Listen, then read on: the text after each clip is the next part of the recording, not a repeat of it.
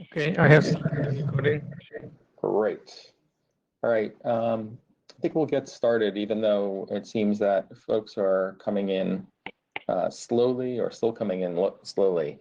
Thank you so much for joining our interim. I'm Lou Berger. We have Janos Farkas also online. Ethan sends his regrets. He's unable to be here. I put into the chat session a link to the virtual blue sheets.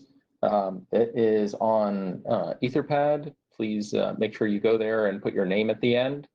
Also, please stay there once you do that and help us capture what's discussed. As always, this is a formal IETF meeting, which means we have our note well, which covers anything that's said here becomes part of our record.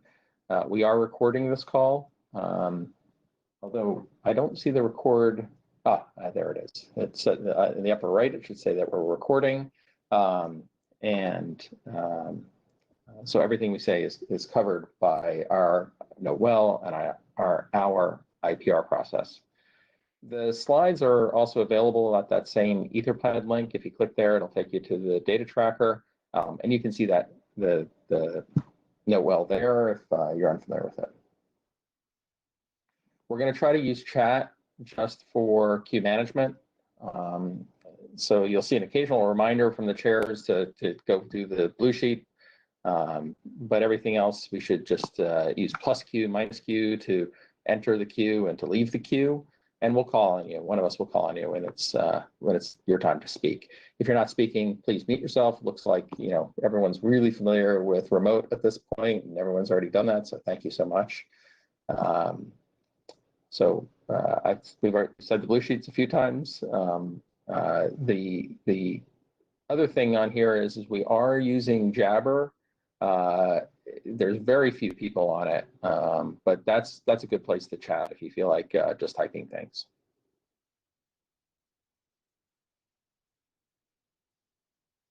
Our agenda is adjusted a little bit from where it was announced. We're only going to be talking about IP OEM. We dropped what was originally the fourth topic with MPLS OEM because there was no updates to go over. We think this agenda is not going to take the full 2 hours. If for some reason we do end up talking more on a particular topic or an additional topic, we can take that full 2 hours, but we don't plan to go beyond that.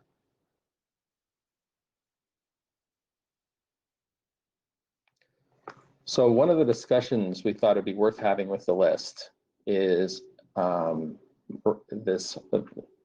how we continue in this mode, because it seems like we're going to be in this mode for a while, right? Where no announcement has been, well, 108 is obviously virtual. That's been announced. We've all seen the discussions on the list about that. 109 is still TBD.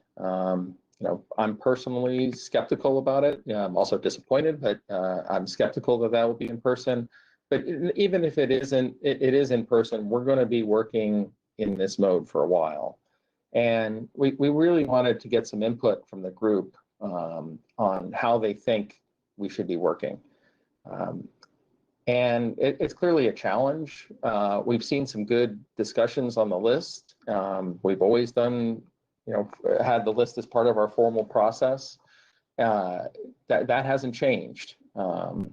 We've seen a fair number of informal meetings, and we support that. Those types of informal meetings are always available to working group members. The chairs can set up the working group WebEx, and we'll announce any of those meetings to the list so others can come in.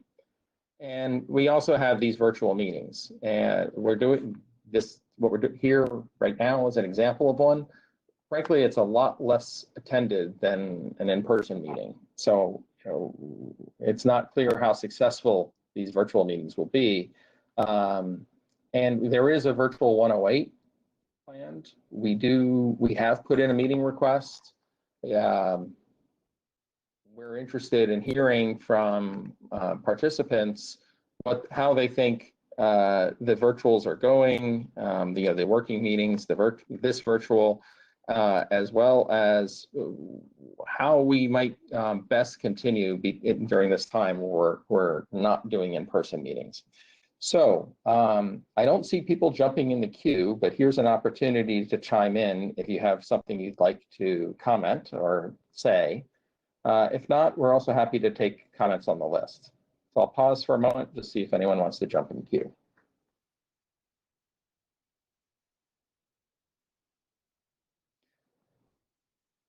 Okay. Well, Before moving on, just one word on the ETFed. Please provide your full name and affiliation as well. Not just the name, and please use Latin characters, not special characters. This is needed as usual for our blue sheet. Yeah, and that's also part of our record, and we do ask and expect people to sign in with their affiliation. And you know, it's whoever you feel that you're representing today is your affiliation.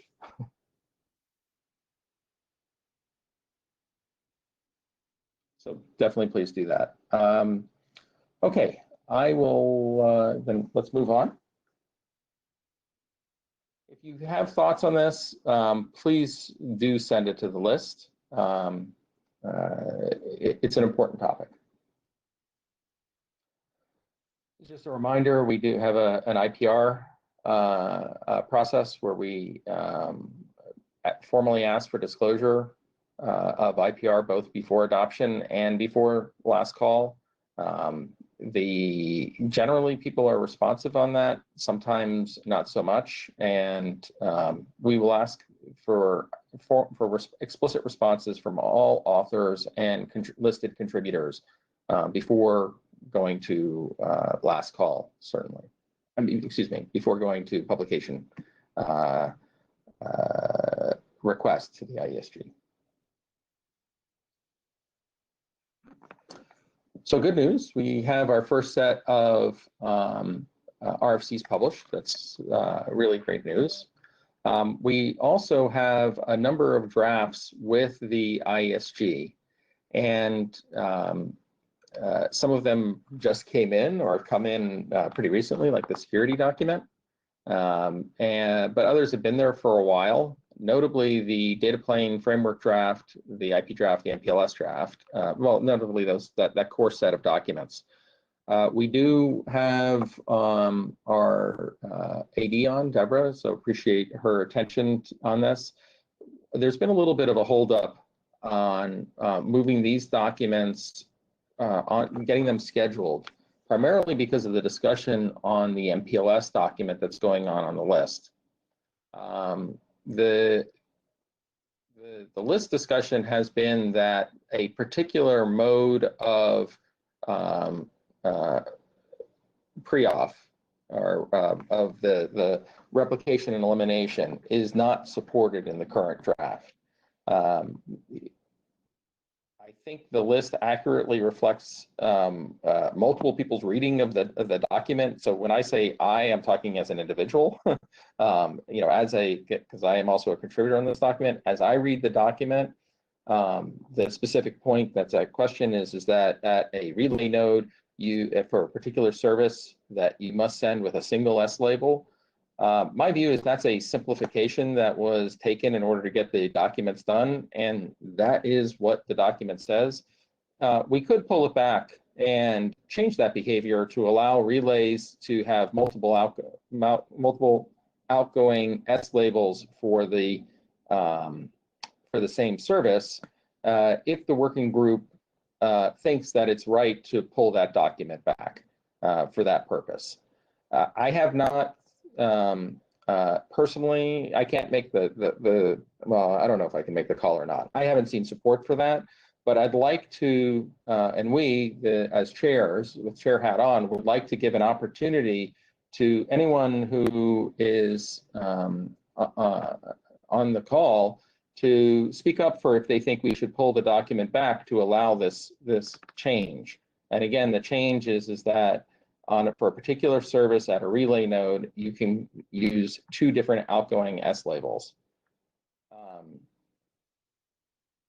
Well, we'll see if anyone jumps in the queue, giving people a moment. I'll mention that the comment that was made by Balazs on the list is that you can support a particular mode of protection today, but it requires coordination across multiple nodes to use the same S label. And that, you know, that's a compromise. That's certainly a compromise position, and that's where the working group ended up. Again, if the working group wants to change it, it's better to change it now than to try to fix it later. But we're also not seeing people putting on the list messages to saying, let's change it. Does anyone want to comment on this before we move on? It's an important topic. Okay, again, seeing no, Balazs? Yes.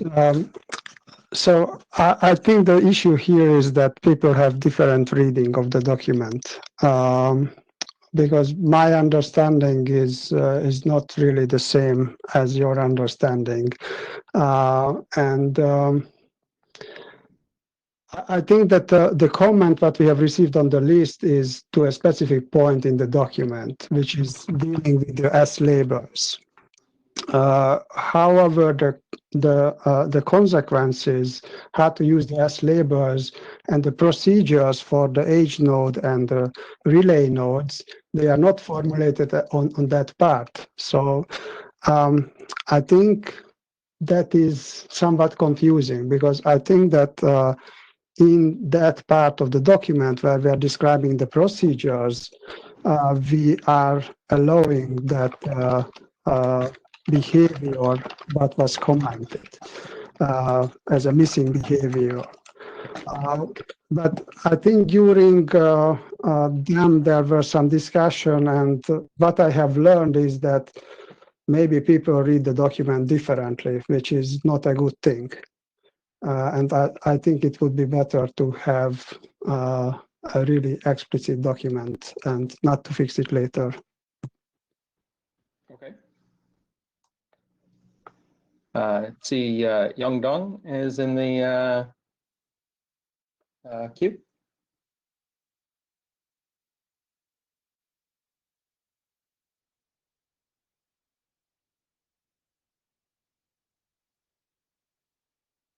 Go ahead. You hear me? Yes, now we do. And please mute yourself if you're not talking. Okay. No, go ahead. Go ahead, please.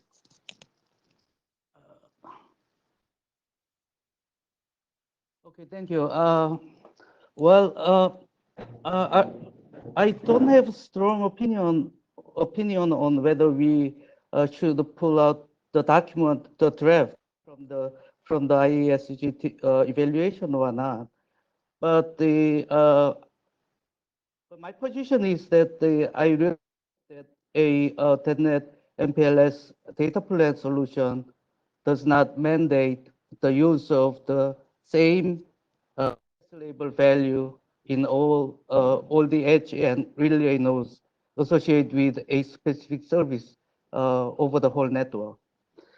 So if it is too late to add new text to the draft, then I think we start on a new draft which addresses this issue. And again, I have no strong opinion. Okay, thank you. Yeah, thank you very much. The draft doesn't require the same label everywhere. The particular point is that at an elimination point, that elimination uses the same label.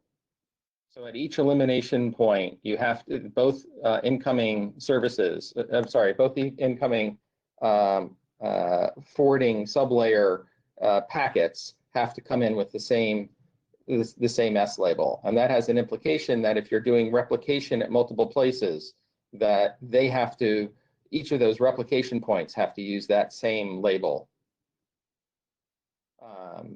Even if you're, and this comes in when you have overlapping cases. So for that service where you have this overlapping protection, you end up having to use the same label. But in other cases where you don't have this overlapping protection, you don't have that.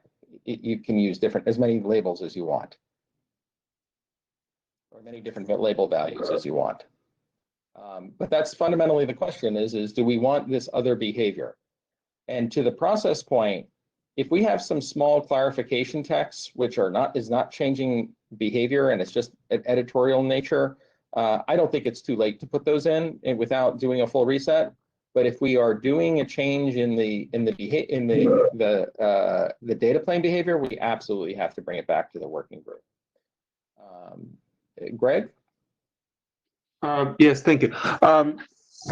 I agree with Balazs' characterization. So it appears that there is a difference interpretation. But what my question is, do we have a candidate text that at least we have some part of their participants of the discussion would propose to put or put in the document or replace part of the document? Because if we pull the draft now and realize that, well, we don't have an agreement, we don't have anything that we want to say in an updated document, then what's the purpose of pulling it out?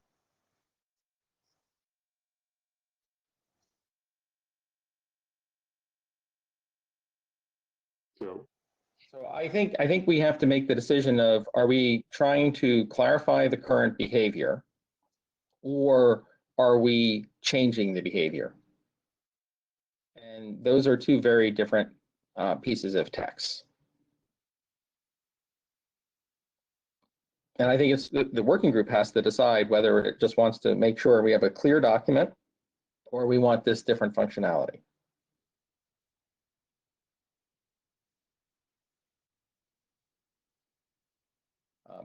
Personally, I 100% think we have to have a clear document. And in terms of the change of the functionality, I completely defer to the working group. I have a similar view, so I would like to have a very clear document, but the behavior decision belongs to the working group. So we're going to try an experiment in Etherpad. I actually don't even have Etherpad. I lost my Etherpad window because I was talking. But I'd like to go into Etherpad and, well, first of all, I know no one's capturing this conversation. The hope is that people will help capture the discussion. So regarding the, we have two questions. One is whether to just clarify the document,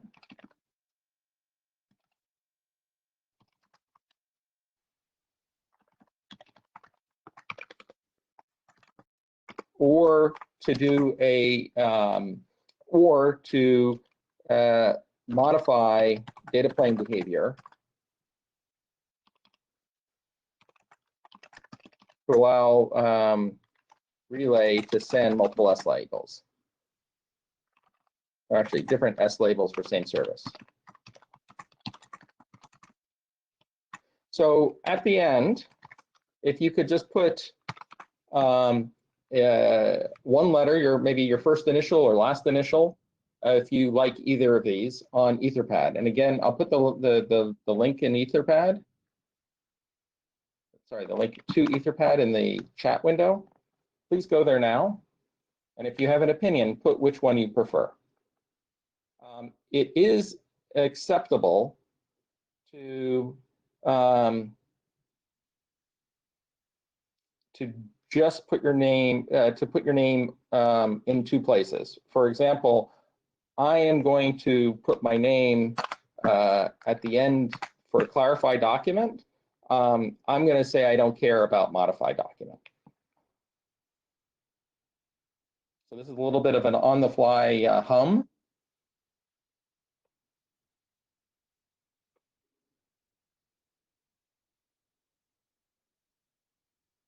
I hope that's clear. Lou, maybe just one comment. Go ahead. I think there might be also disagreement regarding what is the understanding, what is currently in the document.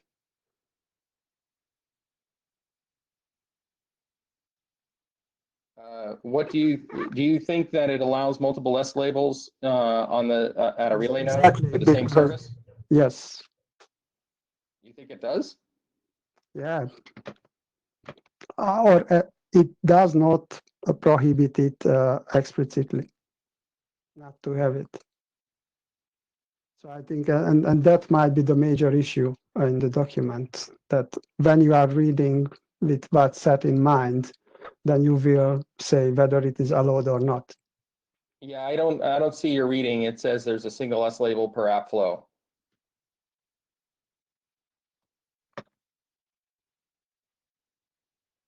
No one is putting any comments. So maybe I'm going to do a third one, which is don't care.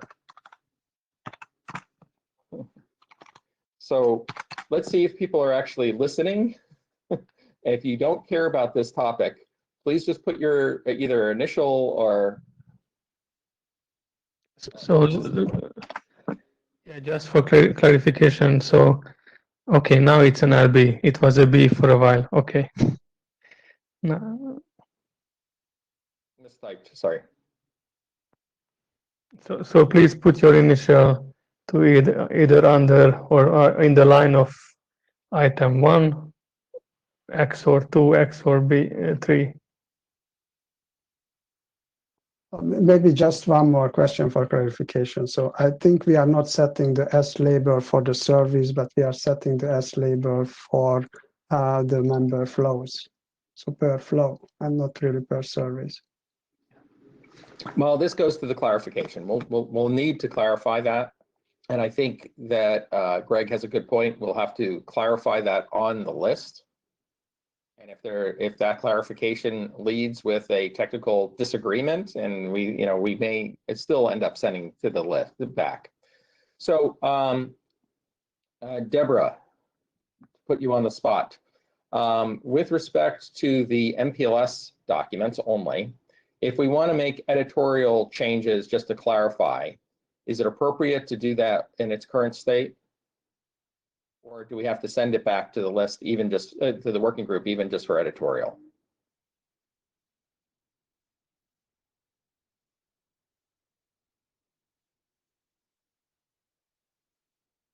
Deborah, you're on mute. Sorry, only there's 2 mutes to undo. Okay, so yes, it should be, it's fine to do editorial because it's no different than when we make clarifications as a basis of the different area directorate reviews, before we actually put it on the telechat or even on the telechat. So it's fine if it's just editorial. Okay, I think where this leaves us is we're going to, we should come up with a proposed editorial change to draft DETNET, draft IETF DETNET MPLS, circulate it on the list, and then at that time, revisit whether or not we're doing a functionality change. Obviously, functionality changes, we would require it to be sent back to the working group. So from an IESG situation, I think of the data plane drafts listed on this slide, we have 5 of them that are with the IESG. I believe the MPLS ones should be held up, which means that the first 2 listed are fully ready to go.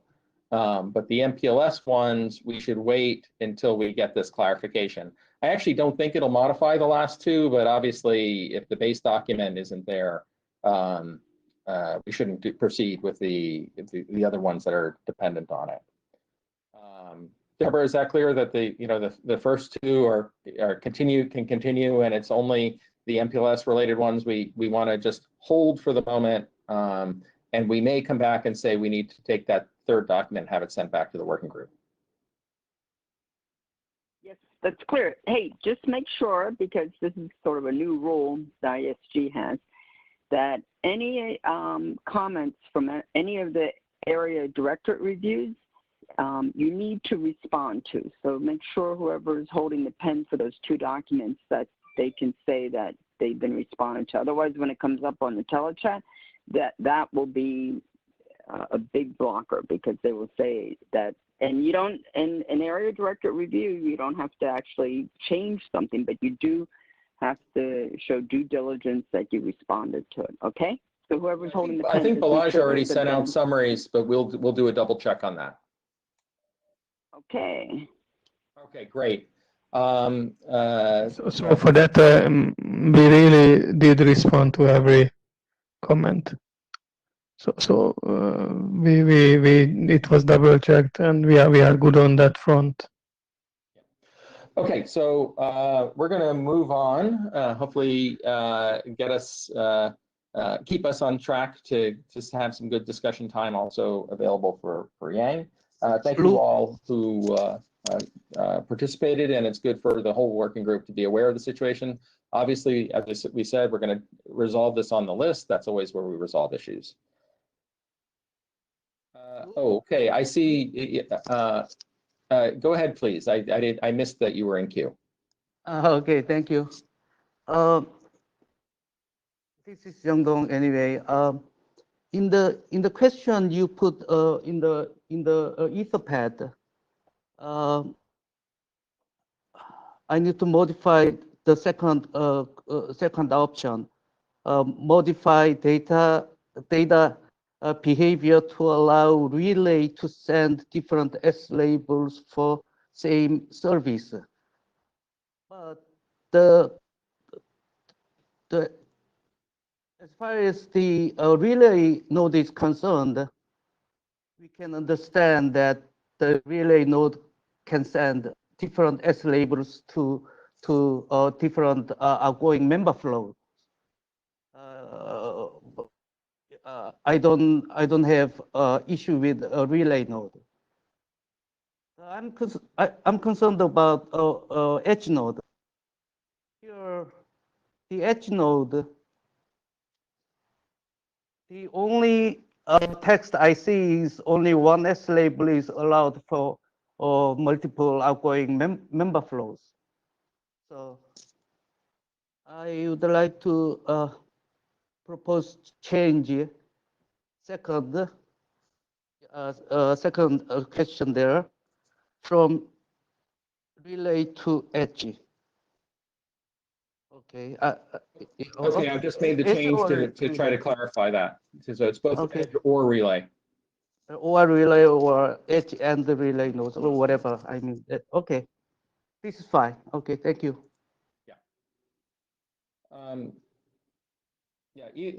We'll start with the clarifying text, and if we find that we don't have agreement on the clarifying text, we'll ask for the document to come back to the working group.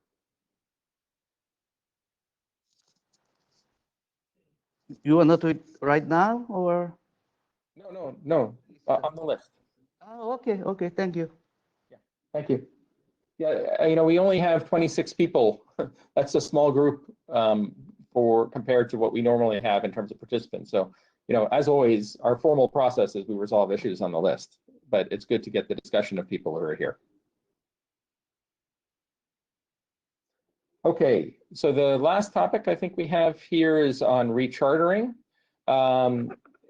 We do have a revised charter that was approved. Thank you very much to our ID, Deborah, for getting that done. The main addition is bringing in controller plane definitions and documentation that was previously not in our charter. It now is. There's also been some minor wording editorial pieces, as well as trying to align with where things have shifted in working groups and other working groups, because we do have references to other working groups.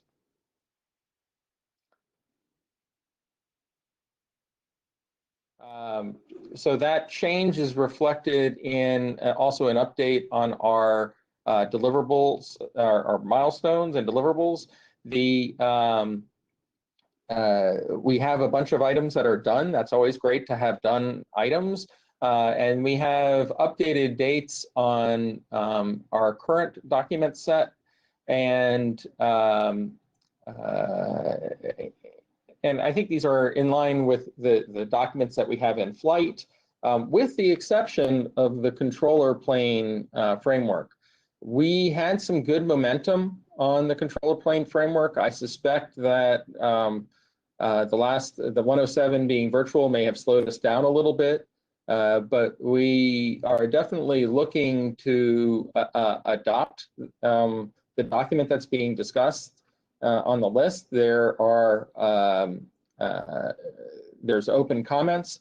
That said, if there's alternative documents that anyone wishes to contribute, we don't have a working group document at this point, so that's acceptable. Andy, you're in queue. There. I just wanted to make sure everyone is aware now that this document has a new editor as of this morning. I was the editor. However, my new job doesn't give me sufficient time. So Shusong has volunteered to take over the editorship. That's great. Thanks for the update, Shusong. We look forward to seeing a document soon. As an individual document, the authors get to choose however they want to organize the content, as well as authors, editors, and so that's great that the work will continue. Yes, thank you, Andy, for your work and introducing me as the new editor for the draft. And maybe I noticed that there were some comments in the mailing list about the draft, also maybe some conditions from the working group chair. And I will be working on this in the following days. Hopefully we could move this document forward. Yeah, from a chair perspective, it's good to address comments that were sent to the list. I think Janos did send some comments, but I think they were sent as individual. He can clarify. But no matter what, it's better to resolve comments before we go into adoption than have comments that say, we shouldn't adopt until these comments are addressed. So it's better just to get them addressed before trying to do an adoption. Yes, yes, I sent it as an individual. The comments. Yes, so Janos, would you like me to respond to the email to the mailing list, or we can keep it in private email at first, and if we have a conclusion, we can discuss in the mailing list? I would suggest using the mailing list because the discussion was on the mailing list, and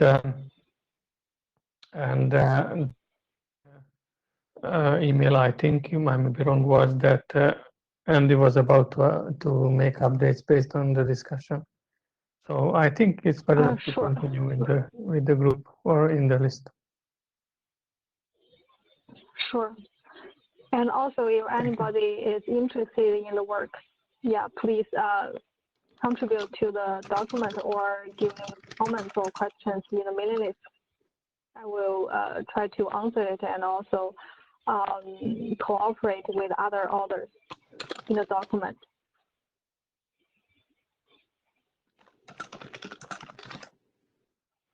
Okay, Okay, great, thank you. Hope we will have a progress. Okay, thank you. Great, thank you. All right, so these are this is on the data tracker, and if anyone has comments beyond what we've talked about here, feel free to send them to the list. As a reminder, as I mentioned earlier, our next meeting is expected to be at 1:08. We hope that update your drafts in time for discussion there, and we'll see how we organize that meeting based on the slot requests. one of the discussions that some of us have had is whether or not to have a longer meeting where we like this, where we have make close to, well, more than an hour and can get into some good discussions like we've done today, or to have a shorter meeting that's almost just status and then having more interim meetings. And this goes to the question we talked about earlier of how do we work in this distributed mode and what's the best way for that. And we certainly are looking for input on that, and think about that in terms of making a request. If you do make a request for the session, but also think that you would like to have an interim to cover a particular topic, feel free to put that into a request. Again, anytime a contributor wants or a participant wants to either have an interim or an informal meeting, just let the chairs know, and we'll coordinate on that. With that, we definitely have gone longer, or I definitely have gone longer than I had hoped on this topic. And we're going to switch to the next topic that's up, which is TSN. Balazs, if I think you're the one presenting, either I can present from here or you can grab the screen as you so choose. And that's for all presenters. If you want to present from your own screen, please feel free to say that that's what you're going to do. If you don't, I have them queued up here. So your call. I think that is fine. Thank you very much. So this is just a summary about the TSN related DETNET data plane drafts. And if we can jump to the next slide, it is just highlighting that we have 3 documents. 2 of them is dealing with scenarios where TSN is a subnetwork in a DETNET. So these are DETNET over subnet scenarios. These are the IP over TSN and MPLS over TSN documents. And the 3rd document is dealing how to interconnect TSN Ethernet networks over a DETNET domain. So that is the 3rd document. Please jump to the next slide. It is just providing the link to the document, so we can skip this and go to the next slide. In the slides, I will update what is the content of these drafts and what was changed before uploading the latest version. So the IP over TSN document specifies the deterministic IP data plane when it is operating over a TSN subnetwork. As we are speaking about an IP data plane, it only provides the DETNET forwarding sublayer functionality. If service protection is implemented, it is only within the subnetwork, so within the TSN subnetwork. The document also summarized the management and control information summary, and we have also updated the security section in order to highlight the security issues raised with the subnetwork specific scenario.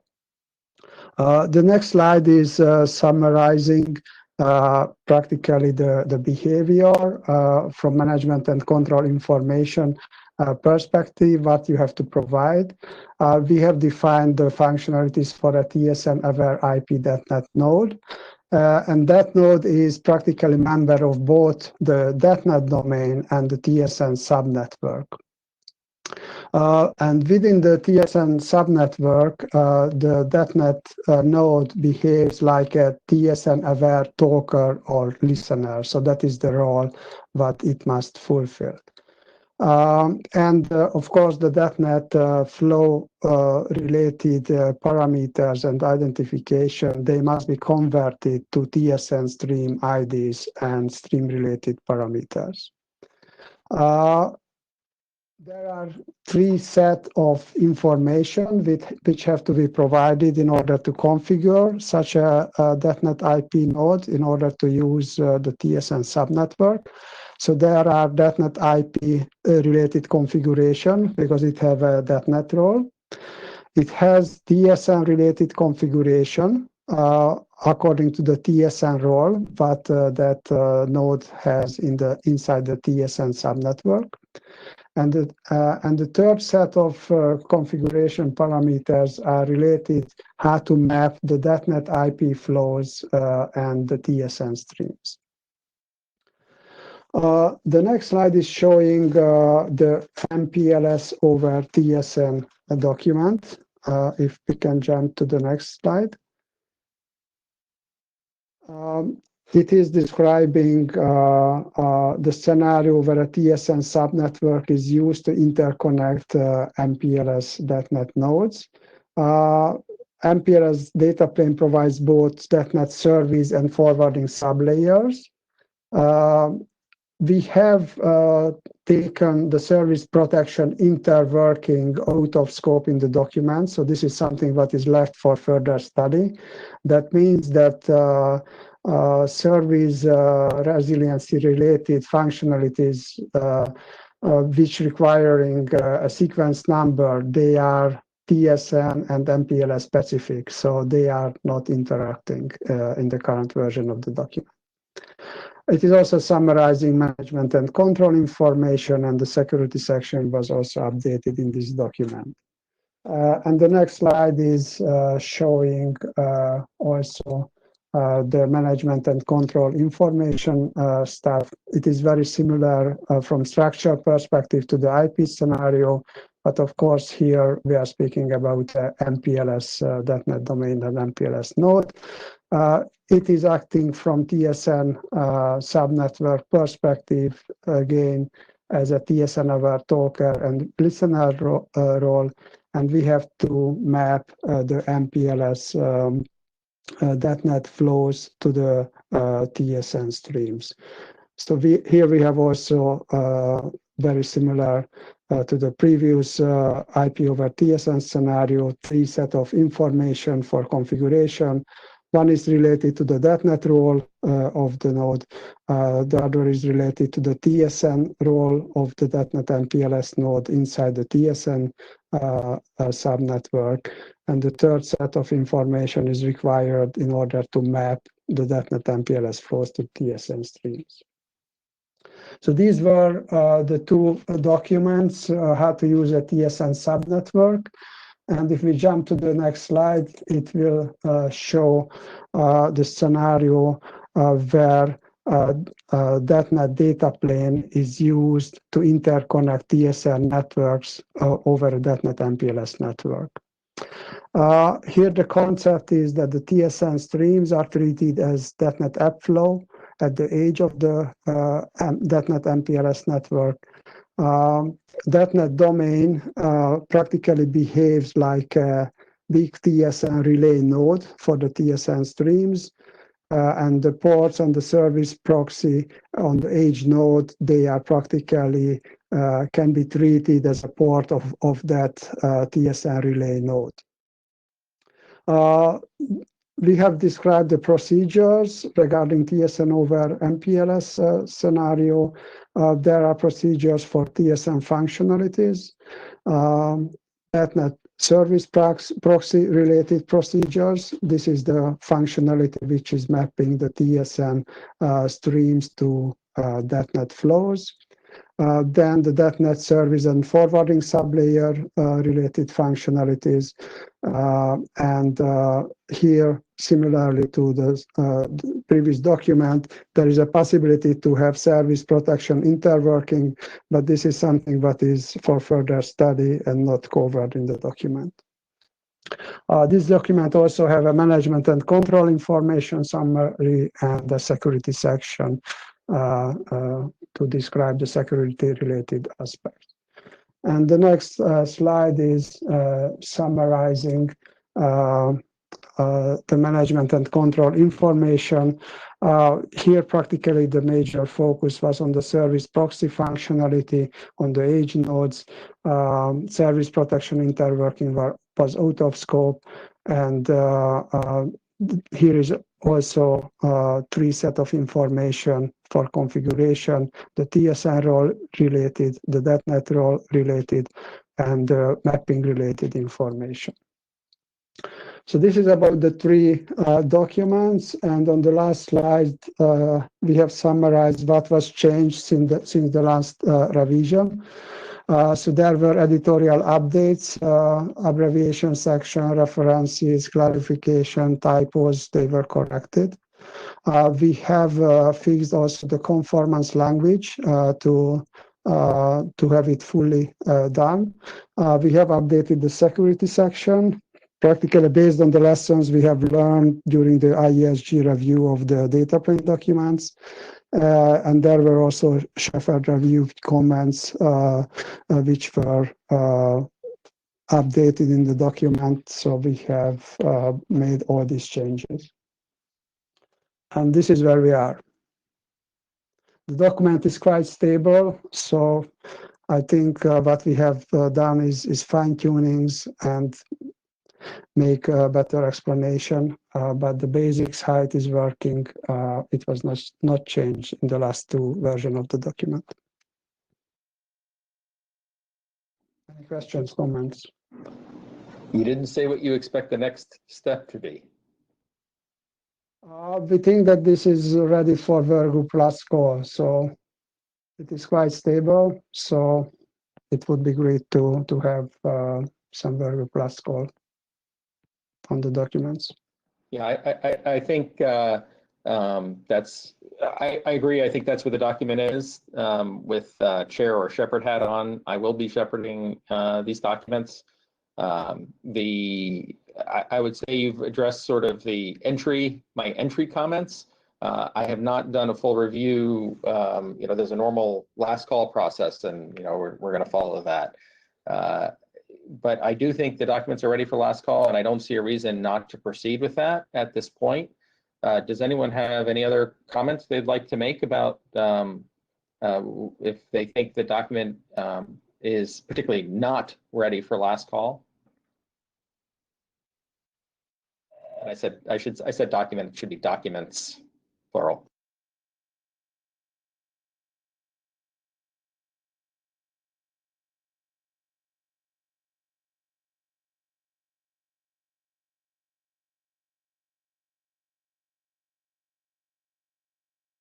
Okay, are we ready to move on? Yeah, sure. Okay, great. Thank you very much. We're going to move on to Greg. Greg, do you want to present, or do you want me to do it? I don't know. It's not a long presentation, so probably if you can help me. Yeah, happy to. Thank you. Sure. Over to you. Okay, so this is an update on OEM for deterministic networks, and let's please move to the next slide. Okay, so what we have in the update, David agreed to join as a co-author, and to the material of the document, what we added is consideration for on-demand OEM using ICMP, active OEM using DETNET and UDP encapsulation, aspects of mapping active OEM, IP OEM into DETNET flows, and active OEM using GRE and UDP encapsulation. Next slide, please.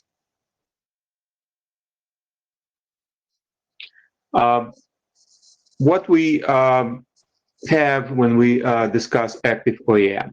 According to classification in RFC 7799, active OEM is the OEM that uses specifically constructed test probes that are injected in the network.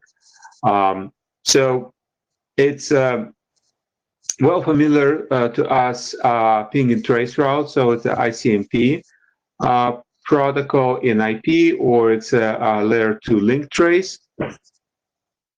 Proactive path continuity check, it's either BFD, and BFD have been successfully applied to different encapsulations, IP, MPLS, pseudowires, or it's a layer 2 CCM. Proactive connectivity verification, it's a little bit different. So we often use the terms continuity check and connectivity verification interchangeably. these two mechanisms are similar but not identical. And the difference is that continuity check verifies that there is a path between endpoints. So a packet or a frame can be delivered from ingress to egress. The connectivity verification is more strict because it differentiates different connections. So let's speak, if we take like analogy in electric wiring, so the continuity check says, okay, well, there is a way how the electrons get from socket to the device. And doesn't matter whether it gets on a blue wire or on a red wire. The connectivity verification is to verify that electrons get on a wire that we expect, for example. So there should be a blue wire and no electrons from the red wire should get to the device. With that, there is a misconnection error that must have certain terms when there's this state is entered or cleared. And the example of this work that's been done in IETF dates back to MPLS-TP, and many don't have a good memory about it. And next and last is performance monitoring. So that includes packet loss and packet delay, and based on this information, the calculation of various metrics like inter-packet delay variation, percentile, so that characterizes their quality of the connection, and that is very important for the DETNET. Next slide, please.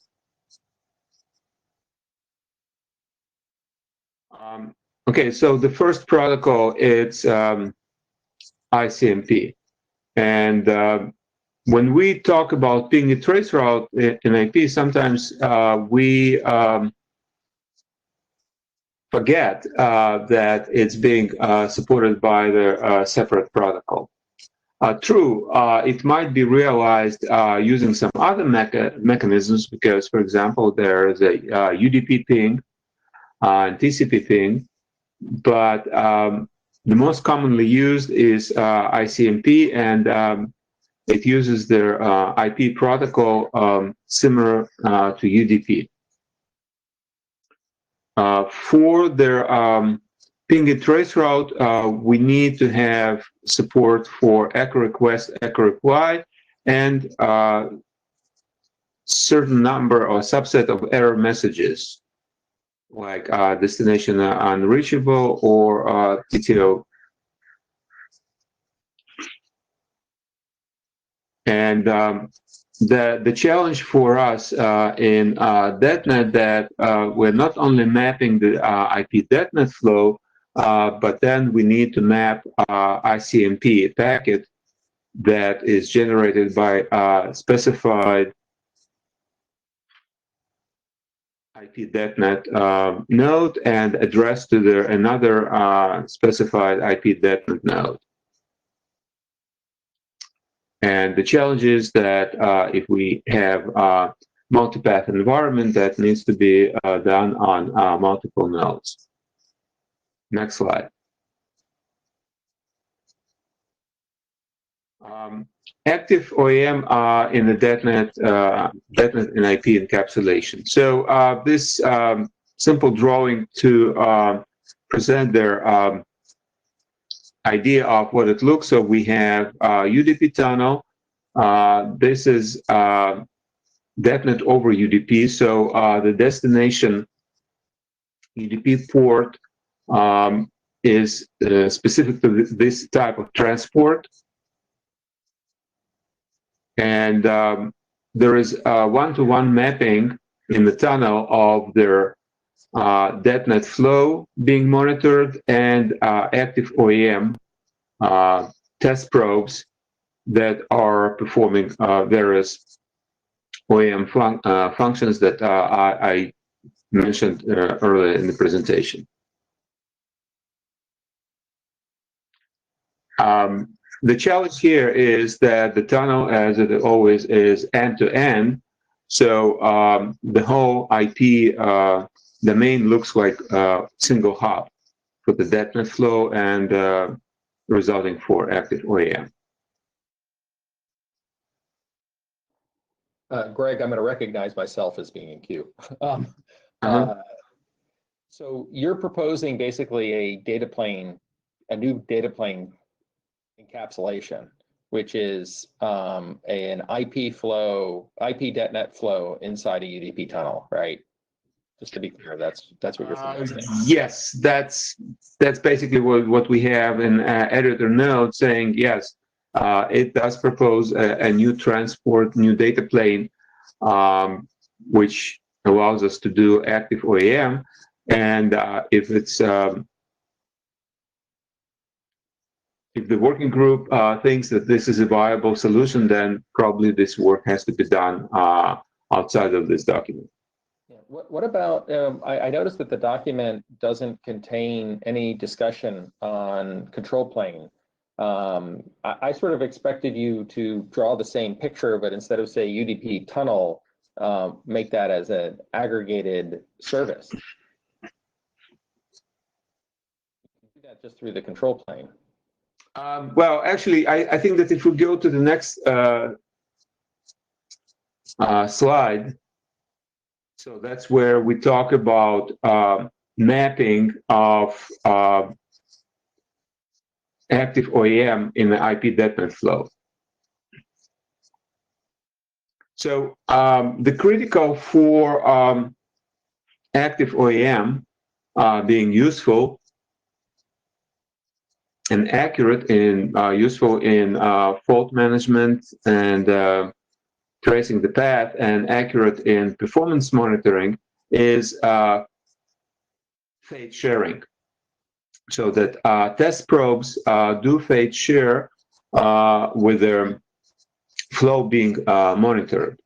And that has two components. So the first is corroutedness. In other words, is that the test packet traverses the same links and nodes in the network as their flow being monitored. And second is that their test packets being used to monitor the DETNET flow are treated by the network. So that's probably simpler because their active OEM will have to use the same DCP marking as DETNET, or it has to be mapped to DETNET. Corroutedness, again, we can imagine how it's done, and that could be done by using DETNET ACLs. And effectively, that's either, again, it could be a black magic to select the source port, or the spraying test packets and identifying all the paths that being taken, and then correlating this information with information that we have on a DETNET flow that already being pinned in IP network.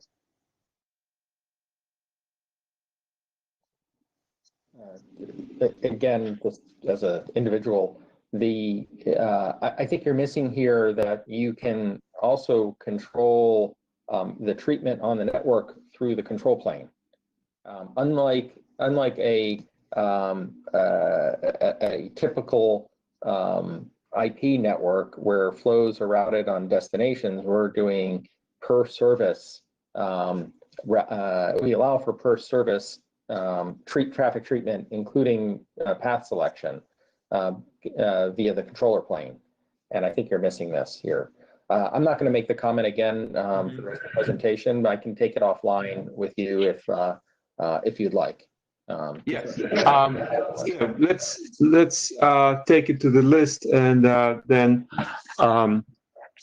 we'll look into how that's achieved for the DETNET and how that can be achieved for OEM protocols. As said, so there are ways of doing it through the ACLs, but if it can be done in control plane per flow, per protocol, because again, one of the challenges in IP active OEM is that each protocol uses its own well-known destination UDP port, because except for ICMP, which is a different IP protocol, other active OEM, they use UDP transport, and to demultiplex protocols use destination ports.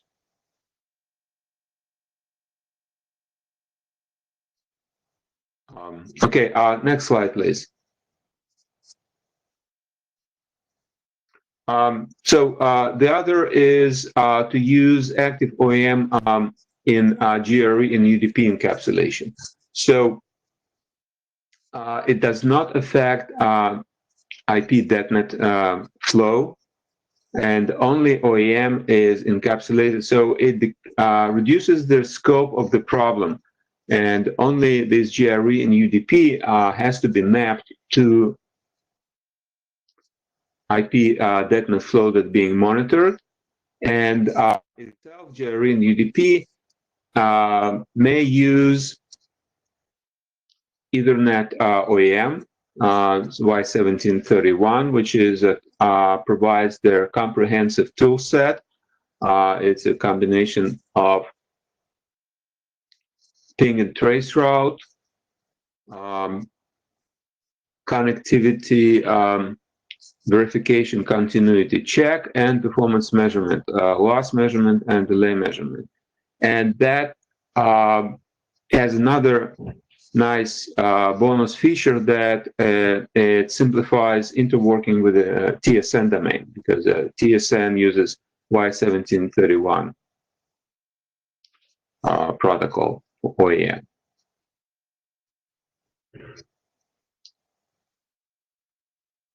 So that's what we updated our document with.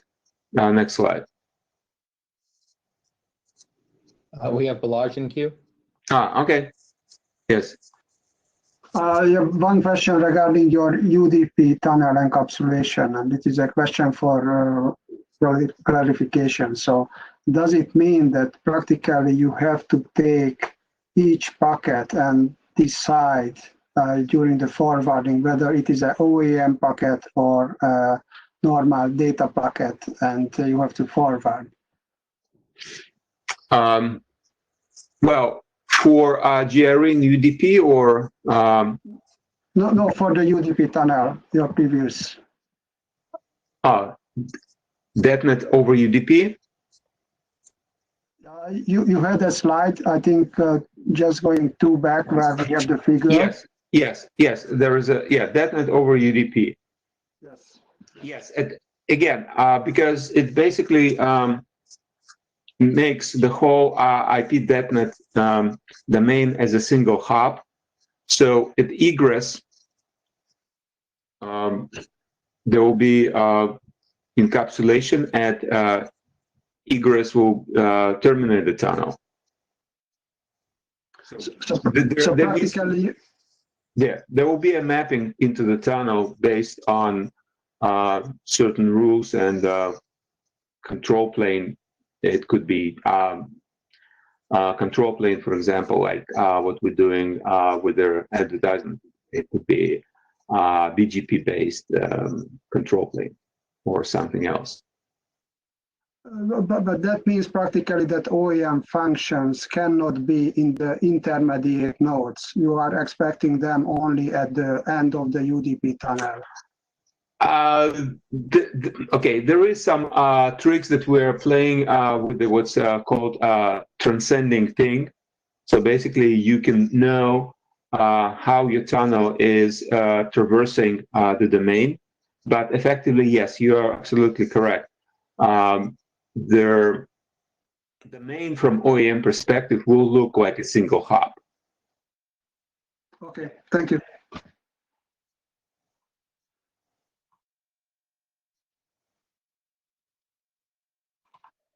Okay, thanks. thank you. So the last slide we have is their invitation for the discussion. And what we would like to have is, and I appreciate the Lou comments, and I'm looking forward for continuing this discussion on the list, is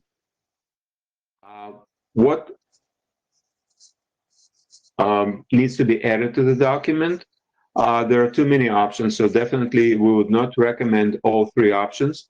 And I think that when we go for the discussion, we want to and select one of the mechanisms that will take forward, and then we can consider working group adoption. At some point, I mean, it's good to catalog the options so that the working group can down select, but at some point you don't want to say you're doing everything. But yeah, definitely this is a great start. Thank you so much. Thank you. Yeah. Again, I appreciate your comment, and it's a very good idea to preserve some information which probably can be moved later on into appendix. Sure. Absolutely. All right. So now we're going to move on to the Yang conversation. I believe, Shasang, you're going to present first. Do you want to present from your screen, or do you want me to do it and you say next?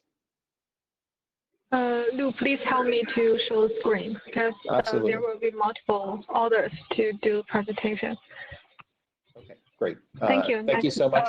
Yes. So just as a time check, we actually sort of internally thought you'd end up with 45 minutes, so you're pretty close to that. So you have a fair bit of time, and for everyone else on the call, this is the last topic we plan to discuss. So we're expecting that this will take from the time from now until the end, however long that goes. All right, Shusong, over to you. Thank you. Okay. This is Shusong, and I will introduce the first part of the slides. We and the new order. Dang, he joined our work, I think from last IETF, and he does a lot of contribution, and we are glad to see that now we have two DETNET Yang models, and during this period of time, we are discussing about the differences of these two DETNET Yang models, and we try to do the comparison, and also to figure out which one is the best way to define DETNET Yang model, and which one is better for configuration and understanding. And here is our work. Next slide, please. Here is a brief history of this document. Basically, from version 4, we began to compare these two Yang data models, and in the version 5, we do some modifications based on the comments from Dang and the working group chair. And in this version 6, we add Dang's Yang model into the draft to show them directly to the audience and other working group people to see what it look like. And we have a lot of discussions during every week's call meeting. Next page, please.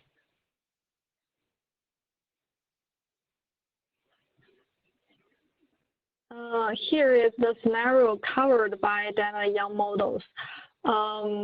Basically, according to the DETNET architecture draft, the DETNET Yang models is designed based on three layers. The first one is the application layer and the service sublayer and the forwarding sublayer. In each sublayer, we could choose different kind of data plan encapsulations. The combination between different kinds of data plan encapsulation forms different kinds of data plan draft.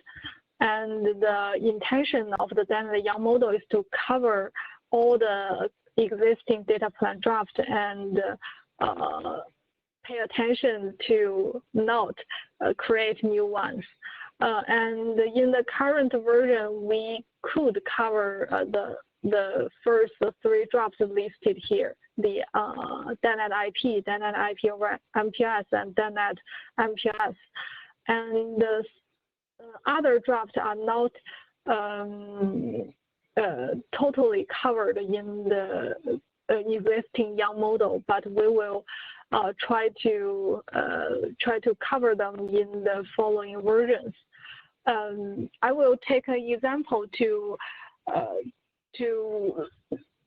let you see the figure more clearly. For example, in the first flow, if the application is encapsulated in IP, and in the service layer, it could be encapsulated with the MPLS label. In DETNET, we call it S label, and also in the forwarding sublayer, we could encap this packet with another F label. So this is the IP over MPLS case. And with other combinations, we could cover other different kinds of data plan solutions. This figure is contributed by Deng, and we all agree that this figure could show the scenarios very clearly. Maybe in the following introduction, if Deng have any other thing to end, we could go back to this page again. Okay, next slide, please. Deng, or if you have anything. Yeah, I was just going to say that basically one of the challenges of doing the Yang configuration is there are so many combinations and permutations, both from existing technology and stuff like that. So this diagram kind of came about a little bit later than we probably should have, in the sense that we started to track the different combinations, and then we said for this version we're actually, like you mentioned, sticking to a fairly strict simple case of IP over MPLS, service sublayer and forwarding sublayer, because it quickly becomes complicated. So that's why we've focused on the simple case for now, and then the intention is to cover all cases. But I think by focusing on that mainline case first, it helps bring clarity to the discussions. Thanks. Okay, agree. Next page, please. Yes, here is the review of what we have discussed during the every week call meeting. First, we try to define the architecture of the DETNET Young model. There are a lot of ways to envision the model, and we agree that the structural model has benefits. And also we try to figure out the building blocks of the DETNET Young model, and we also put some fingers in the mailing list. We spent time reviewing the basic building blocks related to the model. Most of the building blocks have been aligned, but still some of them maybe we have different opinions, and this discussion will continue. And also we want to try to try to avoid some duplication information showing in different locations in the Young model, which will cause confusion for the readers, especially reuse the common blocks is very helpful. And we also consider the case of aggregation.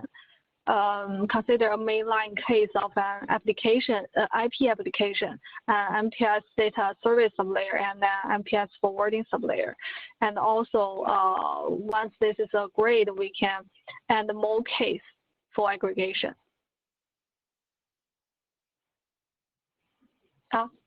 Please, next page.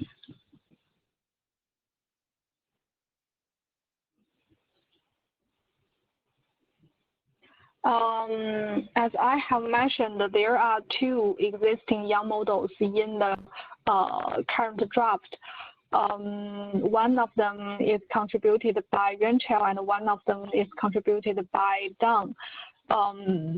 Both of these two young models, we believe it could cover the cases in the existing data plan draft, but there are some different design considerations in these two data young models. They have some similarities. For example, they are all layer-based, including application layer, service sublayer, and forwarding sublayer. And they could cover all the existing data plan solutions. And also, the aggregation has already been taken into consideration. And after discussion, we conclude that all these two young models could do aggregation in different cases. And also, they have some differences. For example, the young model is direction aware or the direction unaware. And another one is the different ideas of how to design the structure of the model. For example, different groups of parameters combined flexibly based on the requirement, or use the same structure for all the cases by configuring the corresponding group. And in the following slides, we will let these two authors to introduce his young models. We will introduce the structure of the young model and also give an example of how to configure the DETNET flow with these two young models. Lu, are you in the queue? I am, thank you. Maybe I misread it or misunderstood the discussion on the weekly meeting. I thought one of the other differences is that in one model, the same information has to be configured in multiple places, and in the other model, you basically configure pointers to that other information. Did I misunderstand that? Actually, in my understanding, we agree that we should avoid duplication information. So I think Yuanchao has updated the model to figure this out. Okay, I missed that. Thank you. Duplication information. Mm-hmm. Thank you for the clarification. Thank you. And the next page, I think Yuanchao will begin to introduce his young model.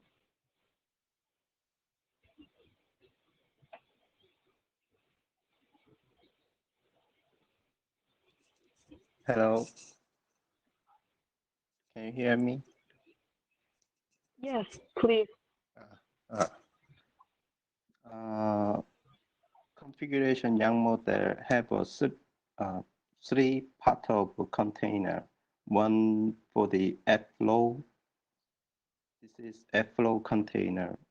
There have a F-flow name and in segment and out segment. In segment similar of this F-flow key value. Identify which F-flow is mapping this F-flow. And our segment is similar to result of this F-flow. So ingress node have choose in segment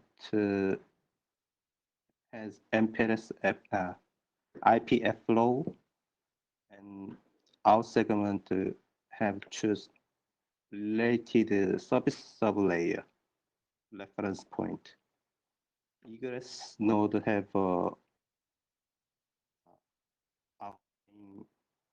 out segment can choose outgoing interface. Next slide, please.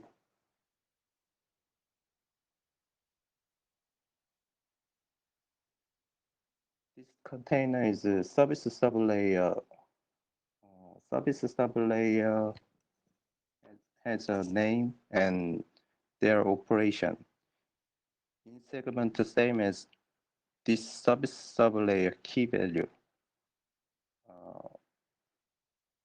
Ingress node have a IP ingress proxy operation. So in segment have a IP flow reference point, and out segment have a forwarding sublayer reference point, and egress node can be choose MPLS DETNET flow identification value, and out segment can choose related flow reference point, and relay node in at the relay node case, in segment can choose incoming DETNET flow identification value, and our segment can choose out related forwarding sublayer reference point. Next slide, please. This is forwarding sublayer container.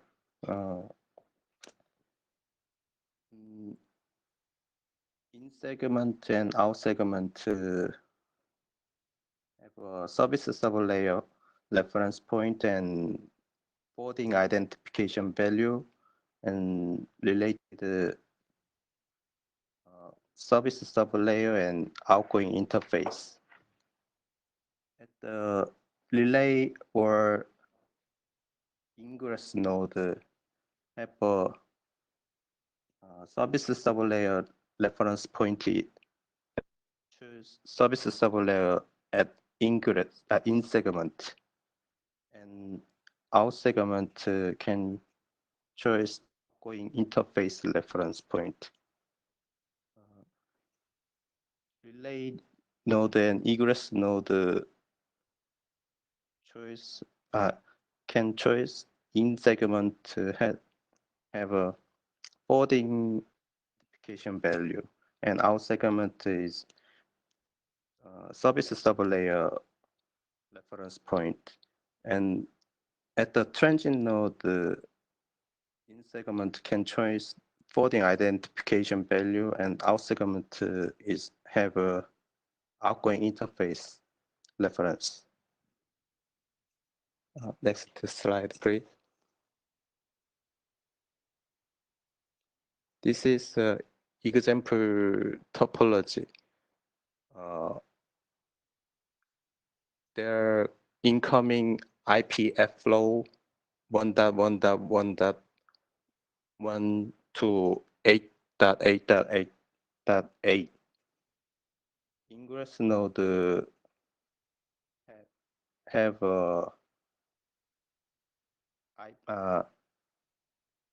ingress proxy to MPLS DETNET flow,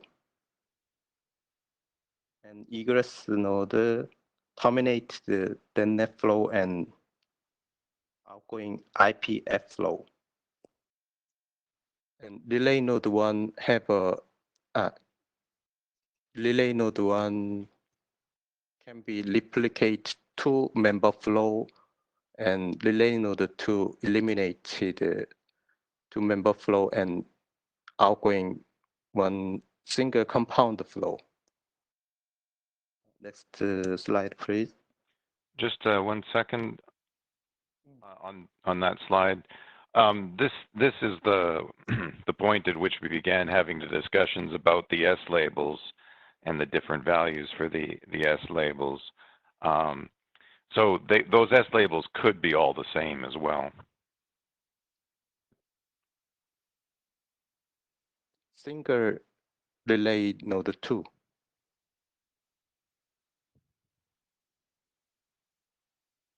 So you're saying that the labels are the same at any replication or elimination points?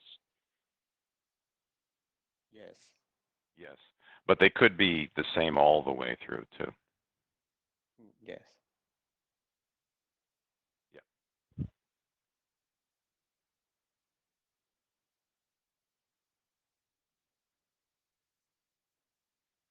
Next slide, please.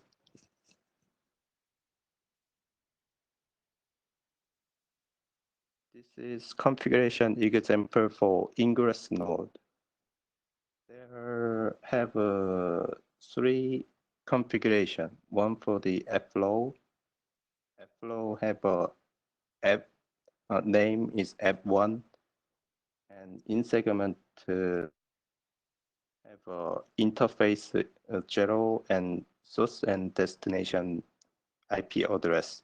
Our segment have a service sublayer reference point as SSL1, and service sublayer configuration is a name of SSL1, and the traffic requirement as a show in this configuration, and protection configuration have a sequence number. Long SN means 28-bit sequence number, and service sublayer in segment has a related flow reference point F1, and out segment has a encapsulated S label info. And next layer info has FSL1, forwarding sublayer reference point. And forwarding sublayer configuration has a name of SL1, and their traffic spec configuration is like this. And forwarding operation is import and forward. And in segment is can have related service sublayer reference SSL1, and our segment configuration has F label value 42, and outgoing interface it has ETH1. Next slide, please.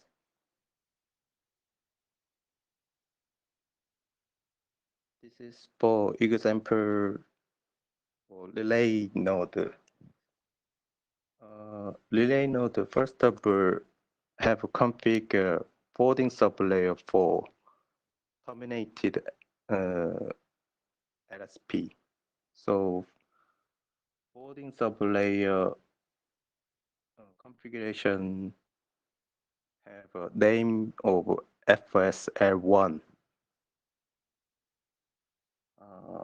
Their incoming F label is configured at in segment. So in segment have a label 42, and out segment configured at SSL1 that indicated this forwarding in sublayer pub and related with SSL1 service sublayer. And service sublayer SSL1 has a protection configuration. Protection type has a relay replication, and incoming 5555 S label swap to out segment have a swap label value 6666, and there will be two folding sublayer. One is FSL3. FSL2 and 3 have a out segment configuration for outgoing F label and outgoing interface reference point. Next slide, please.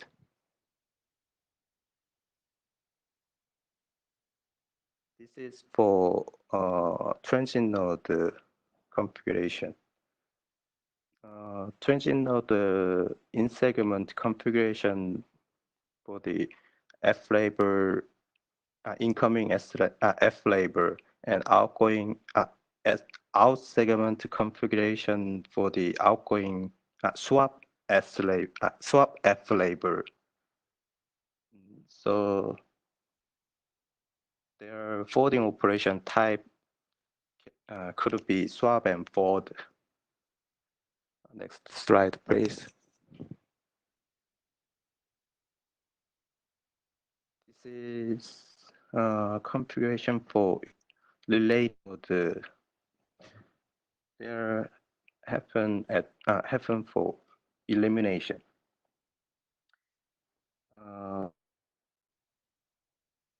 FSL2 and FSL3 is incoming folding sublayer. In segment have a label value 5 and 46, and their operation is pop and lookup. And out segment two folding sublayer can configure a same service sublayer reference point SSL1. And SSL1 sublayer configuration have a incoming S label value 66666, and their protection services protection type have elimination and going swap the S label, configure the out segment. And next layer configuration for the outgoing compound flow boarding sublayer. So FSL4 boarding sublayer configuration has a related service sublayer reparation point SSL1 configured in segment, and out segment has a outgoing F label 47. And outgoing interface has a ETH2. Next slide, please. This is configuration egress. Egress node, first of all, they pop the F flow, so in segment have a 47 incoming F label configuration, and our segment have a related service sublayer reference point SSL1, and service sublayer SSL1 has a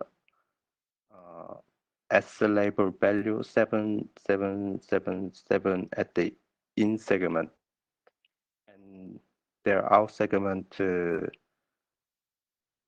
a related F flow reference F1, and their operation type is service termination. And F flow configuration in segment is F flow identification value. And our segment configuration has an outgoing interface, ETH1. Next slide, please. I'm done. Thank you. Okay. So a little bit of background on the second model here. What was happening was we were writing the flow model draft, and we were having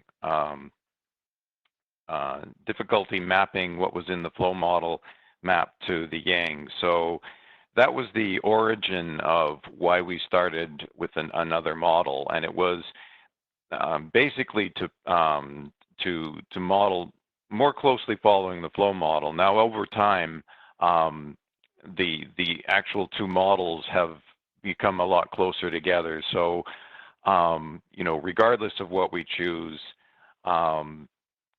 the models are getting closer and closer as we work through this. So the concepts we've already seen, the application, the service, and forwarding layer. And we, as mentioned up front, we found a lot of similarities, and we've been working through in weekly meetings and by delving into details some of the pieces. So there is quite a bit of material if people care in the DETNET Yang repository about some more detailed slides and stuff like that. But this model was basically trying to leverage some of the symmetry in the flow model, reuse as much IP and existing Yang from other drafts. That is actually got into both models now, so we are reusing common components and align with the existing QoS and traffic specifications. Go on. So this was the summary that Balazs had actually put together for the app, the flow model, and it broke apart the app flow, the DETNET flow, and the service. And these components were the things that we were trying to work into this model, make sure that they were captured. So the model that I started with used this structure and used these attributes in the model. Next slide. So the structure of the models are quite similar, but this was the structure that we ended up, and this is always an iterative thing. I think with a large model like this, you start out with something and you try it, and then you go back and you see what's working and what's not. The organization of the components is the same. You've got the application, the service, and the forwarding sublayer. The application components are together both directions, so you've got an ingress and an egress in the model. And then the service components are organized together as a complete unit. They could do ingress and egress. You could imagine them grouped together like they are in the application. But because MPLS and IP are basically unidirectional, I've shown them as configured as separate objects, where you're using the outbound piece of the service configuration in one direction, and you're using the inbound in the other. So there's in the models, the one difference you'll see is that there's more of a directional influence in this model, where just the directions are separate. They could be together in the same component if you wanted, but they don't have to be, because the flexibility and the architecture allows both. You can go on to the next slide.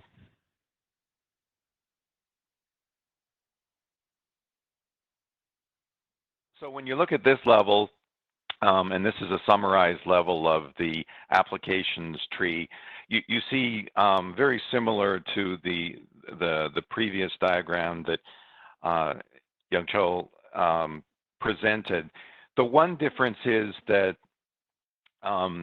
like I said, it's kind of directional in the sense that the linkage to the service component, the outbound and the inbound, is at the top layer, and the ingress functions and the egress functions are separated from that. So if you look, if you go back and you look, I don't suggest we do it here, but you can go back and look, or you can look in the draft at the difference.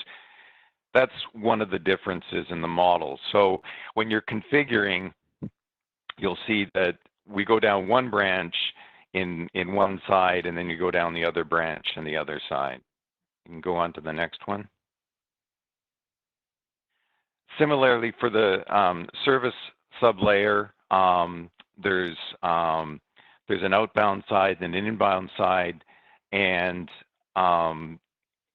if you're using the unidirectional model, you'll only be going down one branch of the tree. If you happen to have them both together in the same model, you could have both of them configured together. Go to the next slide. And for the forwarding sublayer, the same organization. So for the reference pointers, I started out trying to make sure that you only had to configure the reference pointers in one place. It ended up being, when I went and I did the configuration model with YangLint, the most obvious place to do that was in the service sublayer. So you actually configure the reference pointers that you will be using for the various pieces once in the service submodel, and the ones in the application and the forwarding layer to the service can actually be inferred by the backend processes from that one link. So you don't have to manage both of the pointers and get them right. You should be able to configure the pointers for the service references in one place. Go on to the next. So this is the example of the configuration in this one, and so you will see the difference here is that for the application side, there's an application, and there's only an application ingress. There is a it's not shown as the service reference is not shown in the application configuration because that's a read-only object, and the configuration that I'm using in YangLint is showing a config model, not an operational model. In an operational model, you would actually see the service sublayer reference pointer at the application. And then in the services, you can see the application reference, and you can see the forwarding sublayer reference. And again, it's only in one direction in the services layer here.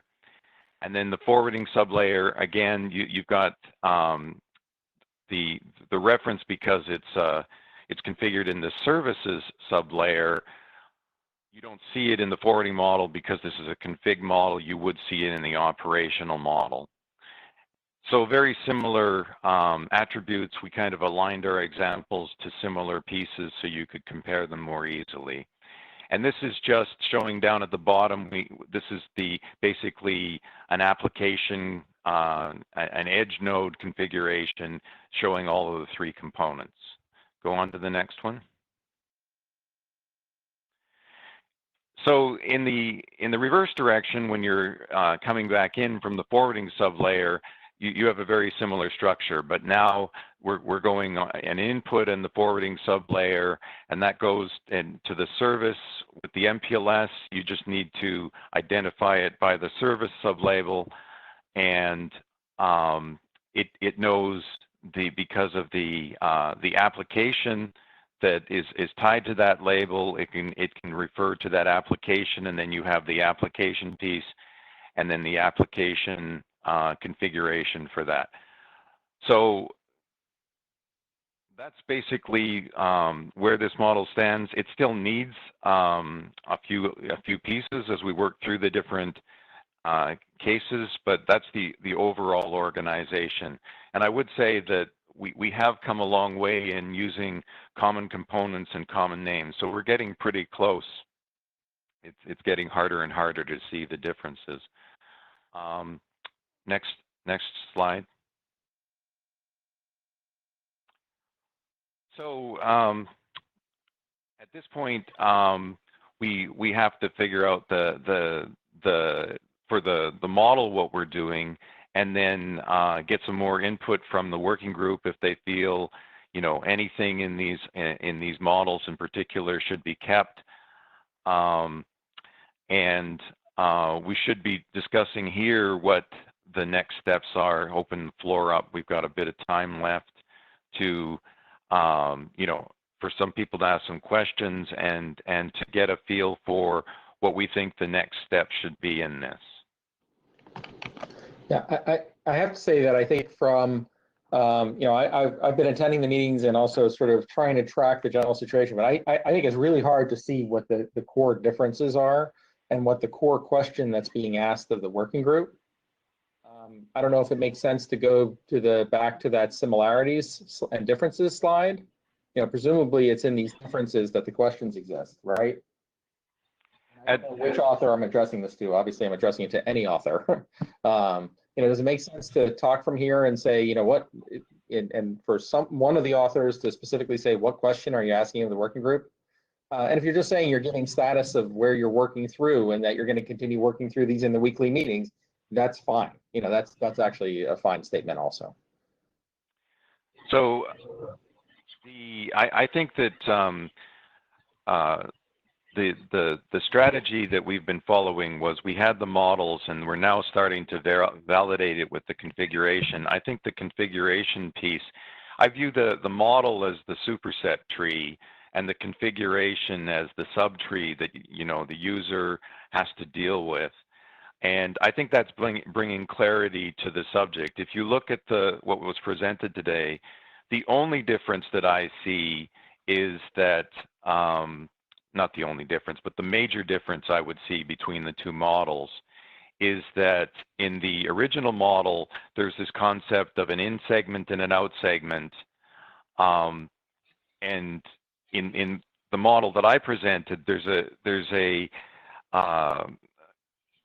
pointer to the service sublayer that's not in the out segment, but you know, that is just a pointer, and there's basically the flow is as a packet or a frame comes in, you do an operation on it, and then you hand it off to the next layer. When we originally did the discussions, there was a lot more, there was sort of some ingress processing and then some egress processing. But in the configuration models that I see today, there was not much on the egress processing anymore. It was just a pointer to the other layers. So we have converged, and we have to make sure that, you know, we're not talking past each other. So I think there's more work just to make sure that, you know, we are on that same page, but I think the models are closer today than they've ever been. Do any of the other authors want to say anything? Actually, I agree with after these discussions, we have discussions a lot, and these two young models are becoming more and more similar, and a lot of details we have discussed them make them more similar.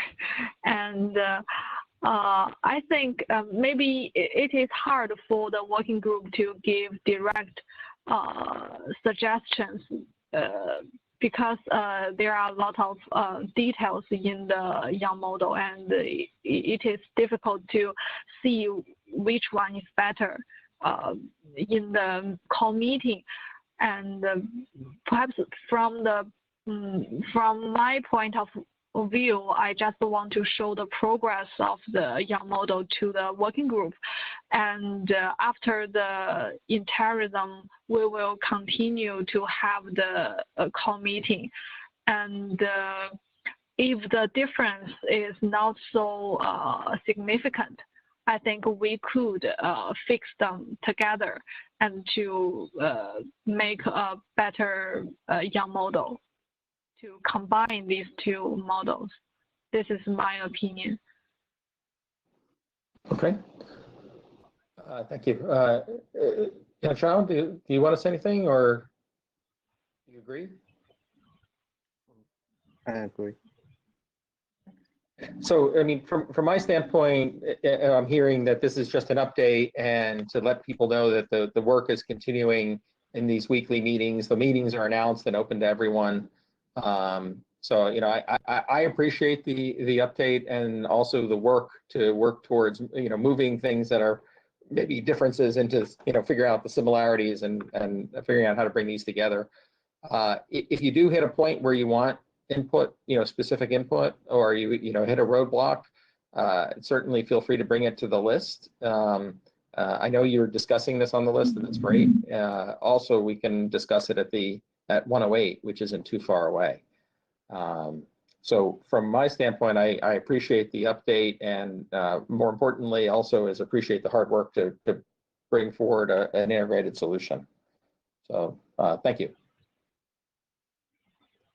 We have time. We have a couple of minutes for other questions if anyone wants to jump in queue or other topics.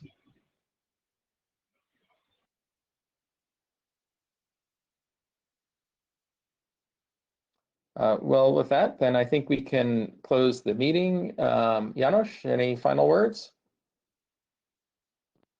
Yeah, I also would like to join in thanking for the hard work done by all the contributors, like finalizing the core data plane drafts and progressing the rest of the data plane drafts and the flow information and so on. And then now the Yang being the major work item, and all these weekly working meetings and discussions and progress made. And thank you very much for all the updates. And looking forward to moving on and make further progress. Okay, thank you all. With that, we close the meeting. Thank you. Bye. Thank you. Bye bye. Bye. Bye-bye. Bye bye. Bye bye.